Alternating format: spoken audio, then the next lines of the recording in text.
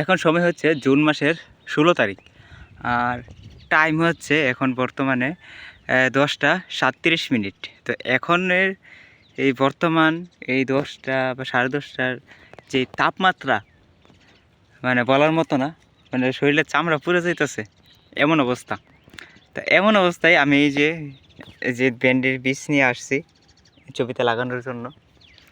তো কিছুদিন আগে আমার কাছে কিছু বীজ ছিল, ওইগুলো লাগাইছি। এই যে দেখেন মাশাআল্লাহ চারা উঠে গেছে।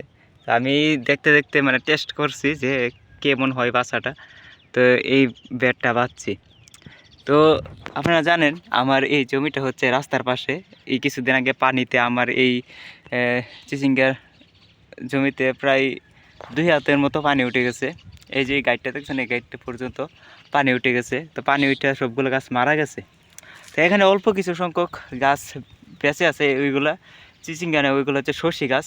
সবগুলো না, 80% গাছই মারা গেছে, তার চেয়ে বেশি হবে, মানে কয়েকটা গাছ বেঁচে আছে কোনো রকম।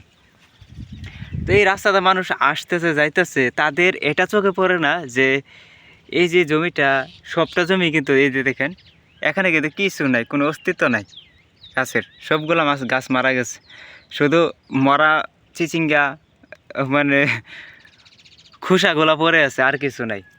তো এটা চোখে পড়ে না তাদের যে এত বড় জমিটা নষ্ট হয়ে গেছে। তাদের এটা চোখে পড়তেছে যে অল্প কিছু গাছ যে বেঁচে আছে, বলতেছে যে এটা থেকে আবার অনেক টাকার চিচিঙ্গা বেচতে পারবে, এই শসি বেচতে পারবে, সে করবে।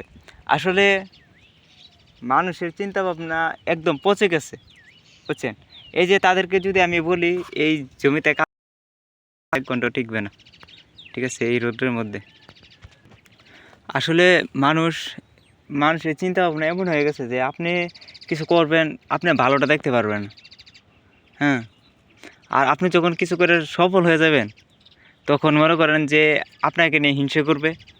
আর যদি আপনি একটা জিনিস নিয়ে চেষ্টা করতেছেন, পারতেছেন না, তাহলে আপনাকে নিয়ে মজা করবে। মানে মানুষের এইটাই হচ্ছে মানুষের স্বভাব।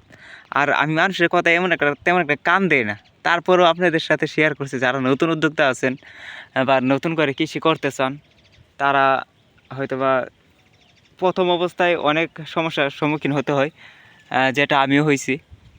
তো এই জমিটা থেকে এই যে দেখেন, আপনারা দেখতে পারতেছেন যে কী পরিমাণ চিচিঙ্গা ছিল, বা যারা আমার আগে ভিডিওতে দেখছেন তারা জানেন প্রথম অবস্থায় যে পরিমাণ চিচিঙ্গা আসছে এখন আরও বেশি আসছিল, কিন্তু বন্যার পানির কারণে নষ্ট হয়ে গেছে।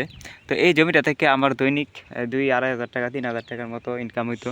তো এখন সম্পূর্ণই বন্ধ। আর ইনশাল্লাহ আমি কিন্তু এখানে থেমে নেই, আমি কিন্তু চাইলে পারতাম যা পানিতে চলে গেছে, যাক কিছু করার নাই, আর করবো না এমন বলে পারতাম, কিন্তু আমি করি নাই। বরঞ্চ আমি গতকালকে প্রায় 2630 টাকা প্রায় ডেলিভারি ম্যানরে কিছু বকশিস দিচ্ছি, মিলায় 2700 টাকার বীজ আনছি। এই যে দেখেন বীজগুলো আমি লাগাই দিছি, আগে ছিল, আর কালকের বীজগুলো এগুলো ভিজাইছি, এখন আনছি লাগাইতে। তো এখনও যে জমিতে পানি উঠবে না তারও কিন্তু কোনো গ্যারান্টি নেই। তারপর আমি রিস্ক নিয়ে এগুলো লাগাইতেছি। যদি 1 মাস হয়ে যায়, 1 মাসের ভিতরে যদি পানি না উঠে, আমার গাছ প্রায় 1.5 হাত হয়ে যাবে। তো পানি উঠলে আশা করি নষ্ট হবে না, পানির সাথে সাথে এগুলো বড় হয়ে যাবে। তো রিস্ক নিতে হয়, রিস্ক না নিলে জীবনে কিছু করা যায় না। আর এই জমিতে দেখেন অনেক আগাছা উঠতেছে। তো এই আগাছাগুলা হচ্ছে আমি পরিষ্কার করতেছি, প্লাস বীজ লাগাইতেছি। তো এখানে দেখেন, আপনি যদি 15 দিন এই জমিতে না আসেন, আমি যদি না আসি 15 দিন এই জমিতে, তো এই জমিতে অবস্থা খারাপ হয়ে যাবে। মানে এই জমিতে কৃষি করার মতো কোনো পরিবেশে থাকবে না। তো যাই হোক, বেশি কথা বলবো না। তো কথা হচ্ছে এটাই, যে কোনো কিছু করেন লাগা থাকতে হবে। যদি হাল ছেড়ে দেন তাহলে কিন্তু আপনি ব্যর্থ। আর যদি লেগে থাকেন, ইনশাল্লাহ একদিন না একদিন সফল হবেন, ইনশাল্লাহ, ঠিক আছে। আর ইনশাল্লাহ আমার নতুন প্রজেক্ট আসতেছে।